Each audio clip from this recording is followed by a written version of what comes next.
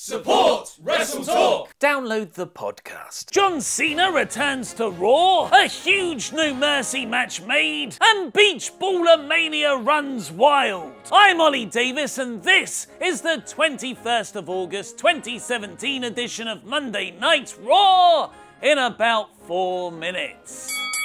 Raw opened with Paul Heyman and Brock Lesnar gloating about their win the previous night. But they failed to mention the guy who almost took the Beast out. So that guy screamed his name in their face. Braun! Strowman beat up Lesnar once again, pulling off something quite incredible, making Brock look like the underdog. Kurt Angle later made Lesnar versus Strowman for the Universal title at No Mercy, which is great. That's the match everyone wants to see after SummerSlam, but the announcement should have been saved for something bigger rather than just a commentary line by Michael Cole. Because the Shark Cage match the previous night wasn't enough, Enzo Amore took on Big Cass in a Brooklyn street fight. Because Brooklyn is where their friendship began, so this is where it will end. Hopefully. Unfortunately, the feud climaxed in the wrong way. Cass landing awkwardly when he fell out the ring, and the match awarded to Enzo because of injury. Even when WWE tried to book someone strong, it still somehow ends up as 50-50 booking. Nia Jax beat Emma in a total squash match. Hashtag you gave Emma the wrong chance again. Physically manifesting the cultural battle between rap and country music, Elias beat R-Truth in 2 minutes. When Kurt Angle came out to announce his big surprise, the crowd loudly chanted, "You suck."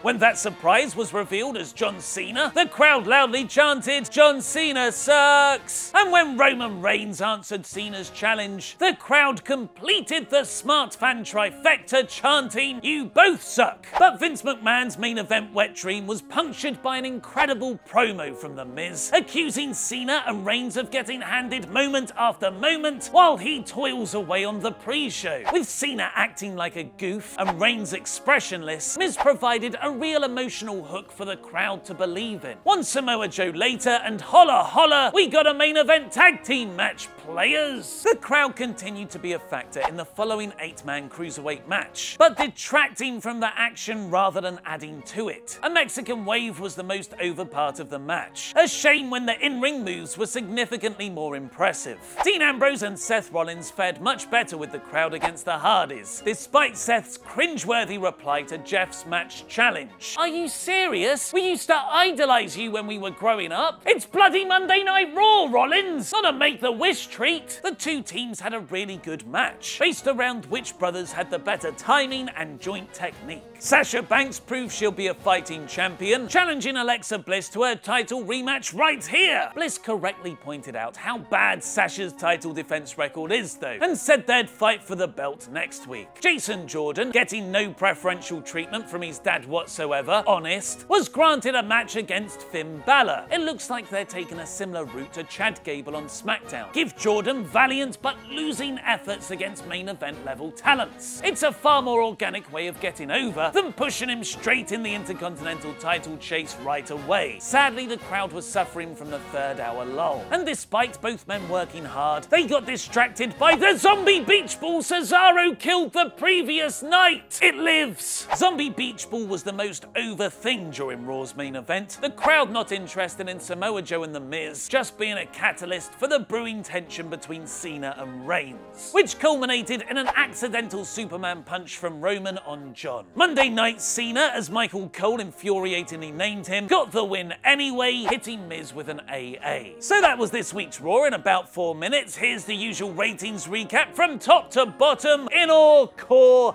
average, poor, and bore. I'll reveal my rating very shortly, but first, vote in the poll above my head to give yours. I'll announce the results in tomorrow's Wrestle Talk news. The Brock Lesnar and Braun Strowman segment, Miz promo, and Shield vs Hardys match were all very enjoyable, starting the next chapter of WWE 2017. The rest of the episode was so-so, both helped and hindered by a boisterous crowd. Hindered as their antics definitely took away from the action, but also helped because without them, the more tedious parts of Raw would have dragged even slower. I'll take an excitable crowd over a dead one every time. And remember, if WWE were putting on a genuinely engaging shows that the fans were truly invested in, the Mexican waves and beach balls of the last few days wouldn't catch on so well. This week's Raw is Avrorge. There are some huge NXT call-ups rumoured to be happening soon. And how were Baron Corbin and Enzo Amore buried at SummerSlam? Click the videos to the left to find out, press subscribe and support